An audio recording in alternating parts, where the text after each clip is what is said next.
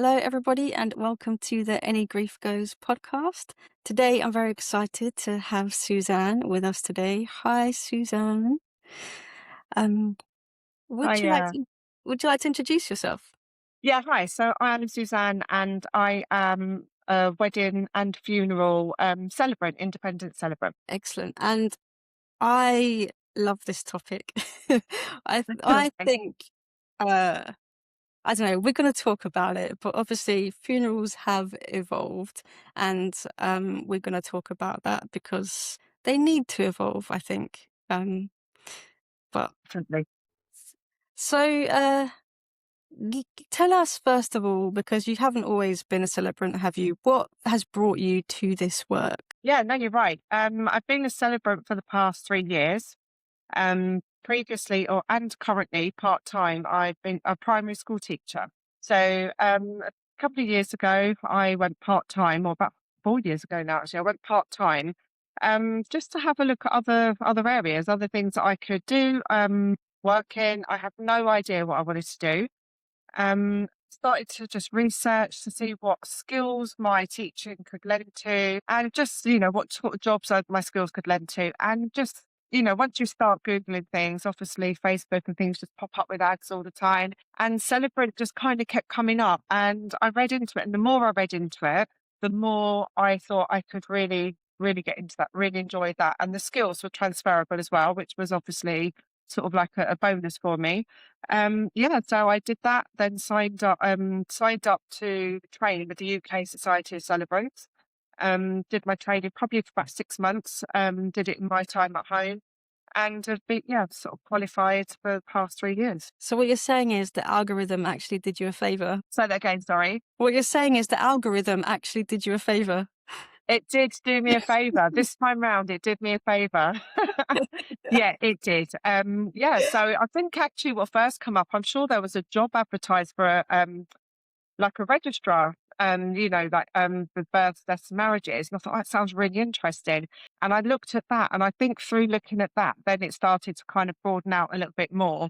And that's when the celebrant stuff started to pop up. So yeah. Nice. Okay, so I'm a bit ignorant when it comes to celebrant world. Yeah. Like for example, I didn't know there was training. So yeah, what's the training like? What does that involve? Yeah, I'm so interested. it's interesting. It's so interesting. And I'm still looking at things, not with the training, but still sort of like finding niches and little parts that branch off that I want to look into. But the training itself, like I said, I did weddings and funerals. So, but the first section and the bulk of it actually was around funerals. So the tutor just kind of like asks you questions, get you thinking about things you haven't thought about, because yes, I've been to funerals before, but aside of sitting there as a guest, as a mourner, I had no idea what went on at all beyond that. So it was interesting to start looking into things, the kinds of questions that you ask people from a celebrant point of view, as to gather information to create a ceremony. And then had to then write my own scripts for funeral, yes, for funeral celebrations. And it was terrifying at first. I had no idea, what do you say? Like, how does this work? And obviously, he was giving me the information. He was the bereaved person. So we did 3 or 4 different funerals. And so I had to take his lead on that. So he obviously made them very different to kind of make me think outside the box. And interestingly, actually, one of the funerals I had to do was for somebody that I knew, either a funeral I'd been to or a funeral I'd like to do. And I lost my sister about 15 years ago now. And actually, I thought, well, what would I do if I'd done, celebrated her funeral, if I was a celebrant? And that was interesting. It was beautiful and hard in equal measure, So yeah, had to kind of write her funeral. That's incredible. Okay, that's such an incredible exercise to do. Can you say a little bit more about that? Because I'm thinking, we know there's no timeline on grief. We know if you lose your sister, that is with you forever. Mhm. What was that like in terms of your grief process and grieving It, her whilst you're doing that? It was really interesting actually because I didn't realise at the time, but I think looking back on it, my children were all teenagers. I think one was in their early 20s, but the other two were still teens. I'd not so long ago gone through like marriage breakdown as well. So things were tough at the time anyway. And I think I was so busy holding everything together that I don't think I really did grieve. I didn't realise that at the time, but I think I was really strong for the children, for more than just the grief side of things from losing their auntie, helping them navigate through what I was, me and no dad were going through as well. So I think I just kind of held everything together, going to work every day. And it was actually writing the script for her funeral from a celebrant point of view that actually I think I grieved at that point, and so in a way it was a lovely thing to do. It was hard and reading it out, I had to keep practicing it because I got to a certain point every time and I just struggled. I just kind of found that really, really difficult. But then I did manage it on the day that I had to do it as kind of my well, it's not an exam, but it was my kind of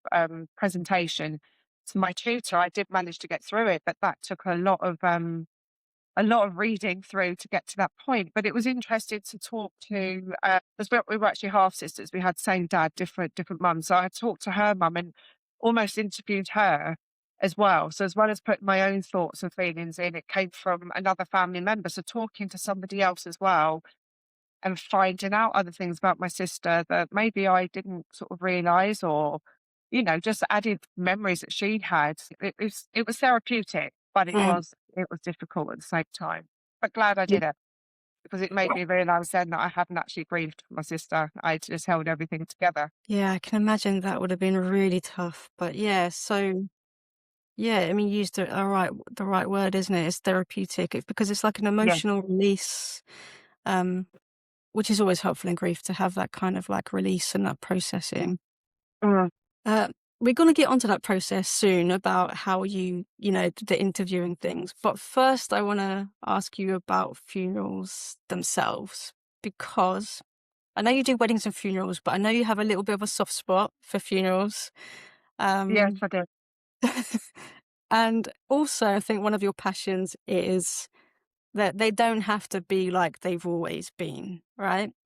Because I Right. think people do have a fixed idea of what they look like. Tell us, how accurate is it that that is how they always are and that's how they always have to be? Just think, people have an idea. You go to a funeral and historically, I mean, I'm not going way back historically because things were very different, way back in our time, but sort of recent history, we turn up in black, we say a minister or celebrant, whoever is going to say their thing, um, we cry, we say the Lord's Prayer, and none of those things are wrong. And I want to make that clear actually from the outset. I'm not saying that anything that's happening is wrong, but that's kind of how things happen. And I have had people sort of come to me when I'm speaking to them about what they want for their loved one ceremony, and they say, "Well, what do we have to do? What should we put in?" And it's that side of it. To me, I'm just passionate about you can do what you want. You have what you want put in. This is your farewell to your loved one. What do you want to say? How do you want to remember them? And for me, like I say, there's nothing wrong with the way things happen, but I just think it's so important that people know that there is a choice. For example, you don't have to go with the celebrant that a funeral director kind of gives to you. You can, and I'm not saying, there's wonderful celebrants out there, but equally you can research and find your own, or you can ask for somebody you know. I've done some funerals for people who have come to me because they know me, and I may have known their loved one or been a part of their family in the past. So that is an option, and that's just one small thing. And I think it's just understanding that we don't have to do things the way they've always been done. And for example, I know one of my uncles, he passed away 6 years ago, and he did have the Lord's Prayer read at his funeral because that's what he wanted. But because he'd said previously, well, you have to have the Lord's Prayer. It's not a funeral without the Lord's Prayer. And it's like it is a funeral without the Lord's Prayer if that's what you want. So it's just kind of letting people know their options. You don't have to do what you've seen elsewhere or what's happened sort of in your history, your remembrance of funerals. You know, you can do what you want to do. And that's where my passion lies, really. Yeah. Can you give us an example of a funeral that is different that you've Yeah, seen? so yeah, no one. I've done a few funerals at Natural Burial Ground. Lovely Joe who works there sometimes gives me funerals to do, and you have more time for a start. You know, when you are a crematorium, there are limitations, there are time slots, you know. So I do appreciate that you can't take a whole day. But this particular one was at this natural burial ground. So time was on our side. We could take as long as needed. And this particular family had really wanted to celebrate the lady that passed away, in a way to remember her exactly as she was, not what anyone else thinks that it should have been. So they had a sing song. One of the family members bought his guitar and we all sang Stand By Me acoustic. It was beautiful. It was absolutely beautiful. Everyone sang along. And it was one of her songs. She really liked that song. And so we sang that song for her. Also there they had, what I kind of want to call an open mic for anybody who wanted to get up and share a memory, share something they wanted to say to her, to the family. And we had a few people who we knew were going to say something. They were going to kind of start it, but it was so lovely to see other people realised that they could do that, and they just stood up where they were and just shared their memories. And, you know, there were tears, but there was a lot of laughter as well. And, you know, other people kind of going, "Oh, I remember that. I remember when she did this. Oh my God, yeah, she did used to say that." And it was just giving people permission to just relax a little bit. And, you know, we lose someone like that. There's no two ways about it. You know, it is sad. And a funeral in itself is sad. We're sad that goodbye, but it also can be full of laughter. And also actually at that funeral, the lady loved lavender. And so the family just got little sprigs of lavender and wrapped them and everyone took one home. And it was just that tiny reminder that she was giving something back to them as well. And it was just beautiful, really beautiful. That is really beautiful. I think I shared with you before, uh, that my mum's funeral specifically, I got quite upset afterwards because of, I mean, she was a Mormon, so she had to have it in the Mormon chapel, and the Mormon bishop kind of presided over it.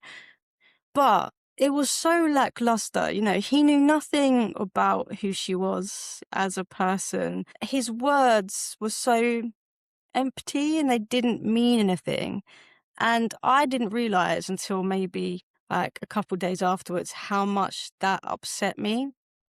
Yeah. And I know that you and celebrants, and you specifically, you put a lot of effort into making sure that that doesn't happen. So can you tell us a little bit about your process of planning? Yeah, of course. So when a family gets in touch or a funeral director or somebody gets in touch with me, I will contact the family. Um, and I will initially send them through a questionnaire. And that questionnaire is obviously just the bits I need to know of where that person, where their deceased is sort of going to, is it the burial ground, crematorium, etc. So all those bits that I need to know. But it's also ask questions about their loved one's life. So it's about the family, it's about their growing up, it's about I don't know, their legacy. What will they be remembered for? What, you know, what were the funny side of them? It was all of that. So they have a bit of an idea, even if they can't fill it in, even if at that point they're not in a place to fill that in. It gives them an idea of the things that we will talk about when I do go and visit them. So it's not just I don't spring it on them and they just sort of sit there and think, oh, I don't know, I can't remember. So I send that out to them prior to meeting them. I then go round and meet them. We sit and we go through that, and obviously, just naturally, other conversations branch off, you know. So there may be other members of family there that want to add, and I just take all those notes down while I just let them talk. Just let them talk. So a lot of the time, sometimes I'm asking questions if they feel if it sort of needs that, but other times I let them sit and talk around the table and I'm just kind of in the background jotting down those notes. Other times they'll get photos out, which is a fabulous way to get a feel for that person. You know, you can see You can see the dynamics of in the relationships they had, just the way people are speaking and those photographs, and it just brings it all together. I then go away, I type up my sort of draft script, my first example of one, and then I send that back to them because for me, it's so important that they are okay with what I'm going to say, that I haven't misunderstood anything. But equally, for them to say, actually, that bit sounds just like mum, dad, whoever. This bit here isn't quite right. We want it worded slightly differently, or can we move it? Can we now take it out because we don't think it's relevant? So it's got to be okay by them. It's got to be 100% theirs. It's theirs. I'm reading it, but to me, it's theirs. It's their memory. It's their celebration of their person. And so that will differ. That will differ between families. Some like things to be very traditional, and they would like you to just kind of say a eulogy on their life, and that's it, and that's absolutely fine. Somebody else, I knew him when I was a teenager. I babysat his children when him and his wife used to go out, and he was a very colourful character. And so actually language didn't matter in there. So, there was a little bit of banter and a little bit of kind of language that I wouldn't use at somebody else's funeral, but they wanted that because it was who he was. So it's just getting to know the person who's deceased, but it's getting to know the dynamics of the whole family as well to kind of see how they all worked and trying to make that as personal as possible for them. Mhm. I think that's just such a beautiful collaboration to do. Yeah, Um, I think that's amazing. I also think that I don't know because I haven't had that specific experience of such a collaborative uh, thing, which is amazing. But I'm pretty sure that that will help someone with the grieving process, if they have felt that their person has been really understood and seen yeah, by somebody else, and yeah. then presented and celebrated in a way that was just perfect for them specifically. Yeah, I genuinely believe that a funeral or a celebration of life that is done well can help with the grieving process. 100%. And I think it's something as humans, you said that right there. Like, we like to be seen. We like to, we think about what, I have anyway. What will I be remembered for? What people going to say about me once I'm gone? And it matters. It matters. And absolutely right. I think for that person who has died, they deserve that. They deserve to be remembered. They deserve to have their story shared. But for that family as well, like you say, it just helps that grieving process. And yeah, I think like, your experience didn't leave you happy with how things went. And it, presumably didn't help very much with then afterwards. Whereas I honestly believe that, that something done well, it really can help. It can help. Yeah, I think if my mum's funeral had been more person-centered, like how you're describing it, that 100% would have made me feel. Well, it's just like more warm, but also it's just another thing to another external trigger to add to the already difficult situation, isn't it? Just another thing to be sad about because Yeah. something wasn't quite the way you would have liked it to have been. Um, it's interesting what you're saying there about knowing what people would like to be said about you in your funeral. I don't know how many people do think about that. I don't know if I've thought about that. I have thought about the type of funeral I want, and I've told this to you before, and I know this can't be done. So, Not legally. so for example, like if it was allowed to happen, I want like a Viking funeral. I want to be on like a little boat canoe thing, and I want to be pushed out to sea, and then I want someone to shoot an arrow of fire on me, and then I just want to ride off on fire into the sunset. That's not Yeah, possible, is sounds it? perfect. I know that's not possible, but I haven't thought about what I want people to remember me for and what I would like to be said. And actually, I think that's probably something I do need to think about. Um, have you kind of thought about that and planned your own funeral? Sorry, say that again. Have you thought about your funeral or what you want people to say? To a degree, I mean, I've only thought about, I wonder what people would say about me, just simply because I guess because of the industry I'm in, it's just kind of, it's just been in my head. The kind of funeral I want, I mean, for me, I'm all things 80s. For me, just sing, dance, be colourful, neon pink, lime green, and just 80s music. That for me, that's who I am. And I think if it was anything different to that, it wouldn't be about me. It would be about the people who are left, who obviously it is about them as well. They've also got to feel comfortable. And I know it's not for everybody. But for me, if everybody sat around in black, it's that wouldn't be a celebration of me, but it would be to me that would be a traditional funeral. But it wouldn't necessarily celebrate who I was or who I am as a person. So yeah, I've kind of thought things through. I do go backwards and forwards as to the actual funeral. I love the idea of a natural burial ground. I do love that whole being sort of back with nature, being at one with nature. I do love all of that and having a tree planted and all the rest. But there is also something that's not legal over here yet, but called terramation, which is where basically bodies are composted. So I don't know exactly how it works, but I believe it's like the body would be in a pod, um, and sort of leaves and natural things would be in there, and the body would eventually compost down, and then you're then back at one with the earth. I love the idea of that. If that were to be legal as and when I go. So I kind of go backwards and forwards between what I would like. But yeah, I think as things evolve, more comes out. I think for me, it's more not so much what happens to my body afterwards. It's more the celebration, the actual celebration of life. I feel is really important for me. It's, I want people to have fun, to remember, to listen to cheesy music that they all probably hate, and I'm the only one that likes. But but that's me. That's what I want them to do. I think that's a really good idea. It's interesting what you were saying about, you said something around, because a lot of people say this, actually, the funeral isn't for the person that's died. The funeral is for the people that are left behind. Mm. And you sort of touched on that a little bit as well, but it doesn't have to be that way. And I think you're right. There should be a balance. So with that in mind, would you play out your funeral and your disco so you could get involved before you died and have your funeral before you died? Is very much an option. So, yeah, I mean, like living funerals are a thing.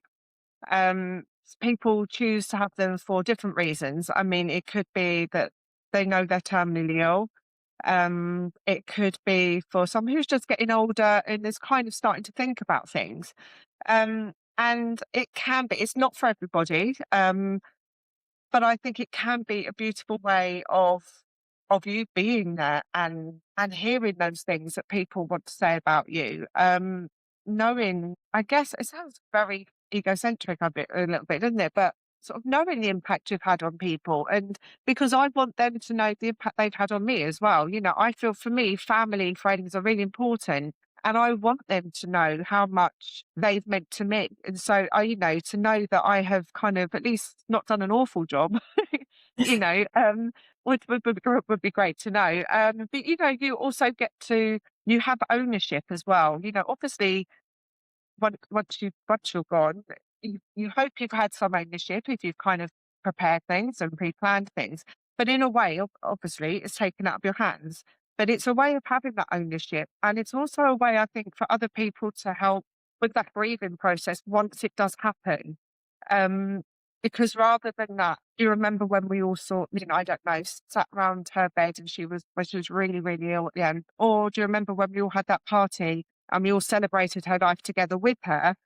It can have that kind of healing and therapeutic process for those left behind eventually as well. So, like I said, it's not for everybody, and for some might find it quite morbid and wouldn't want to sit around. But I guess it's, it's dependent on the person. I'm always one that's ready for a party, so for me, I'd be like, I like to celebrate everything, so, why not? And it is an important distinction to make that funerals can be and should be a celebration of that Absolutely. person. Yeah, yeah. I just feel, we lose somebody and, like we've already said, it's sad. Of course, it's very sad. But what we need to remember is that that person, however they had life before that day, before the day they died, they had those years of living. And however short that life may have been, or however long that life has been, memories were made. They made a mark on the world in some way, shape, or form. And so I think it's so important to remember we're not just saying goodbye to that person at the end. We're celebrating from the day they were born right up until the day that they died. And I think that's really important to remember. It's that person wasn't their illness, for example, or that tragic accident that happened that ended the life, but they had all of those other things before that are so important. And it's so important to remember them and to celebrate them. And yeah, I just feel that needs to happen, that it should be a celebration. As sad as it might be, I think it should be a celebration for that person and for those left behind. Yeah, I think it's really interesting what you just said there because when people, again, I think it would help with the grieving process because there are so many people that are grieving and they've got in their minds the deathbed moment or the illness a year before they died. And they're so consumed with that they do forget that actually the majority of that person's life wasn't that. Um, and I do wonder if the kind of thing that you're talking about, again, I mean, I don't know this, I'm just making it up, but I'm assuming that again, this kind of celebration would help with the grieving process afterwards. Yeah, I think so. I mean, yeah, I think so. I think if we just remember, like you just said, I mean, particularly people who are ill towards the end, or people who live into a really old age, who maybe they've got that dementia, or maybe they're in a nursing home, like a care home, and maybe those last few years, haven't been their best years. It is. It's just important for everyone to reflect on those good years. Like you say, they were a child once, they were a young person in love once, maybe. They went dancing. They did all those things. So, they had hobbies. And I think it's just important to remember those things that maybe if somebody at the end isn't that person, maybe for a few years isn't that person, they were that before. And sometimes for those left behind, if they've had to do that caring as well, that caring for somebody or watching somebody go through things that they're not great. They're not nice. It's not nice to have to care for somebody who's not well. Again, to sort of say, okay, yes, that was the last part of their life, and it did take up a lot. But this is what we remember, and look back through those photographs and have those conversations with family members and their old friends and whoever you can to bring that back and help remember the whole person. And then, like you say, to move forward with that grief afterwards. I'm I'm intrigued about because some people will say, "Gosh, how do you do that job? How do you do that? That must be so hard to stand up in front of loads of people who are grieving, and it must be really hard. What if something activates your own grief? Like, how do you hold that space and look after yourself?" Yeah, you're absolutely right. I have heard that. I've heard people say to me like, "Oh, is it not morbid, Yeah. like being around death?" And it's like, well, first of all, I'm not actually around death. I'm not around death at all. Um, it's not morbid. It's not. I mean, there are times it's sad. Absolutely. Some of the stories you hear. Um, yes, it can be sad. Um, for me, I remind myself that I'm there for that family. At that point, it's a job. And I have to remind myself of that just to make sure that, I can't be breaking down and all consumed with their grief when I'm sort of trying to help them through things. That's not to say that I don't feel it sometimes. That's not to say that some of the stories they tell aren't sad. Sometimes people reading out, actually at the funeral, sometimes, you've got to kind of take a step back, take a breath. But for me, it's I'm there for them. I'm there for that family, and therefore I that it's a job. I kind of have to put on that game face, if you like. Particularly with one of the funerals I did, and the first one I did of somebody that I knew, it was actually my ex-husband's family. So I was very sort of close to all of them, still very much in touch with them. And, looking out while speaking, there are obviously a lot of people I knew, and a lot of people who were very visibly grieving at that point. And, I had to kind of take a breath a couple of times and think, right now it's a job. I'm not family right now, it's a job. And I think that's what helps me through it is just to remind myself that if that's what it is, I'm not there for me, I'm there for them. And, how I feel behind closed doors, if I think, oh, that story was really sad, or that's, yeah, it's not for the day, it's for my own time, my own private time. But, yeah, I think that's what it is, holding that space for them, not for me, and just being professional about it and just saying that this is what it is. Yeah. Yeah. It's interesting because a lot of people that I know don't wanna go to funerals, yet you're like, "Yeah, I'm gonna be at a funeral."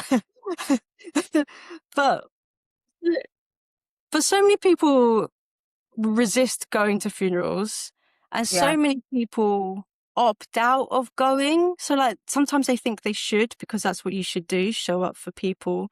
But equally, there's this real hesitance of there's something about that space which is really hard to walk into, to be around other people's grief and not knowing how you might respond if you are not going to respond or if you're going to be really kind of griefy. Um, so sometimes people just don't go. What are your thoughts about that? Seeing as, you preside over funerals that aren't all doom and gloom and aren't that hard once you get there. What would you say to people that are hesitant about turning up? I just think, I mean, you're absolutely right. Some people don't like going into that space, but I think as a culture, we don't talk about death enough, and therefore I think sometimes it's the fear of the unknown. You don't know what you're going into. For people, years and years ago, hundreds of years, people dying at home, the families, the communities cared for the deceased. They washed them, they dressed them. Children, it was a natural part of life. Children saw death, and I think you know, we've got funeral directors involved who kind of take over that side of things, and that's fabulous. No, that's fabulous. But it's also kind of distanced us as well from death, from dying. I think because of that distance, people then don't know how to respond. I mean, I think we've all done it when somebody we know has lost someone and we don't know what to say. Then we go, "Oh, you okay?" And it's like, no, they're not okay. Yeah, they're obviously not okay, but we don't know what else to say. We don't know that maybe just a hug will be okay, or just to sit there in silence is okay. We feel like we have to do something. As far as funerals go, I mean, should we sort of, can't force someone to go? I think if we change even the wording, it's a celebration of life. Possibly that would help. It's actually we're not. You might cry. You probably will cry. It's a funeral, but at the same time, we're gonna have fun. We're gonna celebrate. We're gonna laugh. We're gonna share memories. I think it just kind of takes on a different sort of form, doesn't it? And I just think that sometimes we imagine that well, not imagine, from our past experiences, we feel that it's all going to be doom and gloom and it's all going to be miserable. And I think that it does worry us. It does worry. And I think we just need to talk more. If we all spoke more openly about death and about dying, as a culture, we might break that down a bit as well. Yeah, I think you're right. And I think along with that, if we can get across to other people that expressing your emotion is fine as well, and you're not going to be judged for that. Yeah, and yeah, you're absolutely right. And that side of it, you're right. That yeah, expressing emotion is okay as well. Whether that emotion is actually I just need to get up and talk and I need to say these things that are wonderful. But also if it is just breaking your heart, that's okay too. I think we just need to accept it all and all know that actually every emotion, once you lose someone, yeah, I'm sure you know yourself, Brianna, you lose somebody, 1 minute you're happy, the next minute you're not, the next minute you're angry, then you can hear a piece of music and it will set you off, and then you're okay again. And all of those things are okay. Um, but all of those things are okay to talk about as well. They're absolutely good to talk about. And yeah, we need to be doing that more, I think, as a culture. Yeah, 100% agree. I want to also talk about what you were saying about back in the day. So we used to have much more contact with dead people. So, the living room is called the living room now because we were distancing ourselves from death, but it used to be called the parlor because that is where dead bodies would go in the home. And that's where dead bodies would stay. And I'm really intrigued because I know that you said to me once before that you can still move bodies. Bodies don't actually have to go just to the funeral home or the hospital. You can actually do that if you want. Tell me a little bit more about that because I don't think people Yes, know. yeah, you're right. And, yeah, you're right. And it's something actually I want to do a little bit more research into is the history of funerals, but also as well about what options are now. Obviously, back in the day, like I say, we're talking few hundred years ago, these were more at home. They were at home because that's where people died. And then obviously hospitals came in and that changed. That changed things. Yeah, legally, you can have the body at home. It doesn't have to be through a funeral director. You could still have a funeral director involved. Um, again, I'll be totally honest. I don't know personally how comfortable I would be with that. I don't know. Because like I say, I deal with the families and everything else. I don't actually handle, have with the deceased themselves. I don't know whether that's something I would do. It's something that is very out there and is very open. People can do it.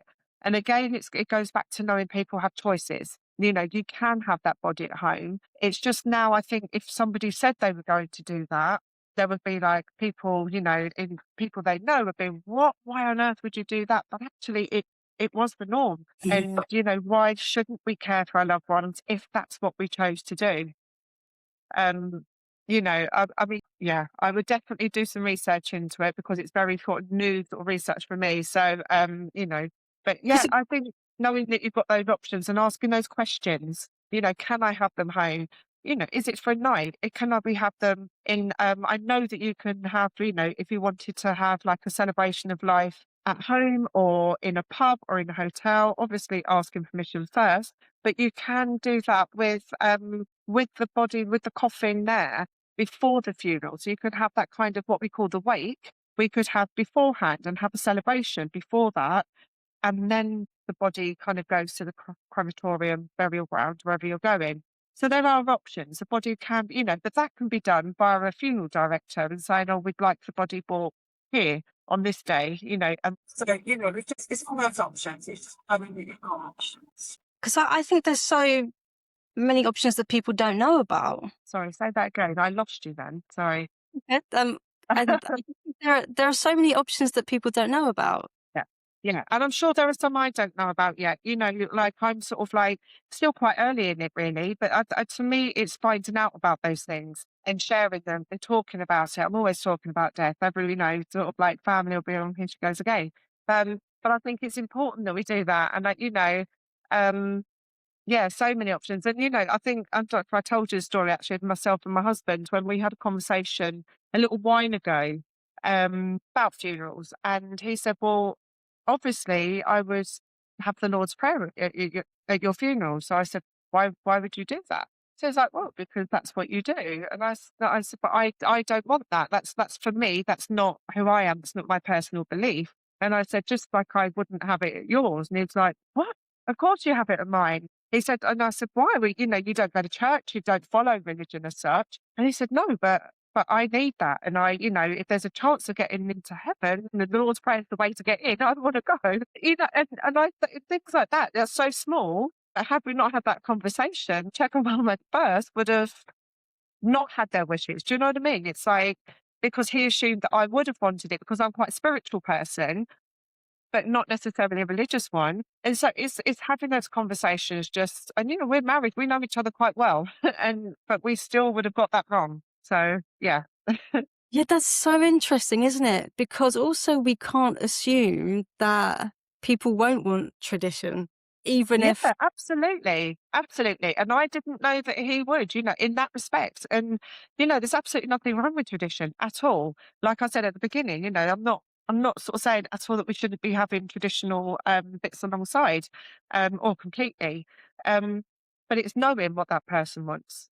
And just having those conversations helps us to know. It helps us to figure out what to do. And it takes that pressure off as a family as well when the time comes, because you're not then having to think about what you thought they would like. Or, some families may be disagreements, like, no, actually, we think mum would want this, and no, actually, she would want this. And well, actually, if mum's already said, then you go with mum's wishes, whether you agree or whether you don't to a degree, So it's a good way round, I think, a win-win. Talk about death. Talk about death. I Yeah, think that's that's it. Just talk absolutely. about it.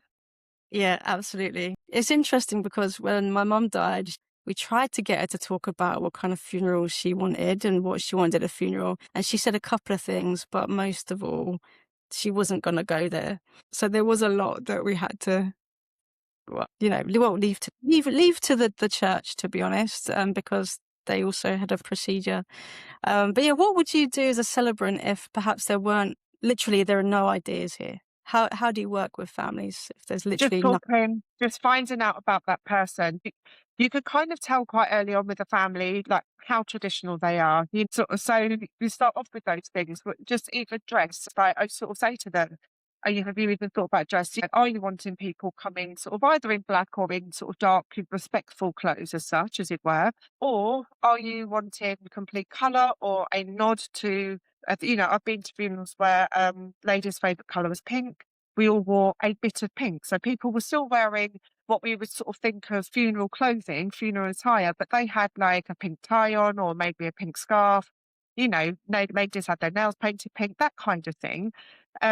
Football shirts, that's become quite a thing now. People will wear sort of football shirts or the colour of went to one where it's Watford, people are wearing yellow. So, it's those sorts of things. So it's finding out that for a start. And just finding out, how traditional was your mum, dad, or whoever it happened to be, and then just going from there, and then say like, oh, okay, so did you know you could add this a reading in, but it doesn't have to be a serious one. It can be light-hearted. Because if they say, oh, they were a complete joker, actually, do you want to keep that joke going? But if they were like, no, they're a very serious person, you just kind of pick up on those clues, I think, really, and just then guide along and just saying, "Have you thought of this?" And if they were like, "Absolutely not," that's cool. So have you thought of it? And just be guided by their responses, be guided by what you can see around you when you go in. A traditional and just through those talks that you have. Honestly, this is so interesting. I've loving talking to you because now I'm thinking that I might not recreate, but also rewrite both my parents' funerals in a way that perhaps I think would be more fitting, just as like a grief processing, grief work exercise. Even I think that might be It really interesting. is. Yeah. And actually you're saying that we lost my dad in 2020. And as you're aware, it was lockdown and all the rest. So it was we couldn't have the funeral that we would have liked for him. So, there were I think 12, 14 people allowed and, socially distanced and all of that. So what we did last year would have been the fifth year was we just had like a memorial for him, a celebration of life as a memorial instead. So we went organised it up at his local pub. So he lives in Lincolnshire, so we organised it there. Um, we had food put out. We had photos everywhere of him. We had a playlist. I'd asked everybody who would be coming or we thought would be coming, just what song reminds you of Dad, and we put a playlist together of favourite songs. We had a big bowl of jelly babies because they were his favourite sweets. It was, and we all wore Arsenal shirts or red. We asked people to wear that, as a nod to Dad, and we used that as our way. He didn't have the funeral we wanted because we couldn't, so we used that instead, and there was no sadness. I mean, it was 5 years had passed as well, so we had kind of, we'd processed a lot, but it was just fun. It was laughter, and we had a memory tree, so people just wrote on little gift tags and hung them on the tree, just memories of Dad that they had. And I learned that he taught someone to make amazing roast potatoes. Apparently, who knew? Um, so it was, I still learned about my dad 5 years after he died. And just doing something like that, I think, as well, can really help, really, really help with saying goodbye almost, with letting go, with with that grief process, and just again that memory, that celebration, because he should have been celebrated 6 years ago and couldn't be. So we celebrated on the fifth anniversary instead. So yeah, Yeah, I think that's beautiful, and I think that's also just a testament to say that you can do grief work and honor somebody at any time, literally any time. absolutely, absolutely, yeah, yeah, yeah. My dad's was 5 years later. My sister's was what, 11, 12 years later. So yeah, without a doubt. And I think it's also important because I do think that, sometimes funerals happen quite quickly, sometimes they don't for various reasons. But I think sometimes when you are in that immediate grief head space, Yeah, which let's face it, we all know is a bit foggy and not quite firing on point, you can miss things as well. And if you don't have someone like you that is offering suggestions and options, you can miss things just yeah. because you're not thinking straight. So it's so nice. It's so nice to know that it doesn't have to end there. You can do that again, or you can include that somewhere else, another time, another place. Yeah, absolutely. You're right. Either having those conversations beforehand, so when you are in that space, so, you're absolutely right. We haven't talked about that yet. When you lose somebody, that initial time is, what day of the week is it? And it's hard. You're just getting through. Plus, if you're the main sort of like person next of kin or whatever, you've also got a lot on your plate as well. Organizing. And yeah, so unless somebody has said to you exactly, this is what I want, and it is so hard at that point to remember what should I ask the funeral director? What should I tell the celebrant? Do they want to be cremated? Do they want to be buried? All of those things. It's really, really hard. So yeah, having that celebration after, giving yourself permission to do that and sort of, oh, we've missed it now. No, you haven't. You haven't missed it at all. Just do it and do it in a way that works for you. I mean, we did that where we got family and friends together in the pub. That was my dad. He liked his drink. He liked to have a drink. The pub was a perfect place. Plus it was a great setting anyway. And things that, but it could be an afternoon tea in the back garden. It could be something, it could be a day out where loved one used to like to go. You just all go and just share memories, sitting around having a picnic. I don't know, whatever it is that helps you is absolutely okay to do it. In fact, it's important to do it. Yeah. Okay, we're going to wrap up, but just a couple more questions. And the first one is, what's your favorite thing about being a celebrant? My favorite, oh my goodness. Um, I don't know, just it is, I guess it's just knowing that you're helping. It's knowing that you have that privilege, and it is a privilege. And it sounds cheesy to say that, but it's such a privilege to help people at such a vulnerable time, at such an important time, to be able to do that. And knowing that in some way you have helped them. You've helped them through their grief in some tiny, tiny way. Yeah, it's lovely. And just the stories I hear, the people I meet, some people that I knew, or I didn't necessarily know the deceased of this particular person I'm thinking of. I knew the son, and he came to me and said, look, we'd like you to do mum's funeral. And I had no idea of his mum's history that made his life so different to what it could have been because of where she has come from and what, as a child, what she's had to go through. It's just amazing the stories you hear, and it makes you see people and understand people in a Mm, different way. Yeah, it's just such a privilege, and it's a joy. It's not morbid. It is a joy. fantastic. Okay, and just lastly, tell people where they can find you on socials, website. Tell. Yes. Yeah. So ceremonies with Suzanne is my overarching, so with all my ceremonies. So I have my website, which is www.ceremonieswithsuzanne.co.uk. But also Instagram, Facebook is ceremonies with Suzanne /funeral for the funeral side of things. So yeah, do give me a call if needs be. Always happy to chat, always happy to go over ideas. Yeah, that's wonderful. Thank you so much. It's been lovely to talk to you, Suzanne. So thank Yeah, you. you too, Brianne. Thank you so much.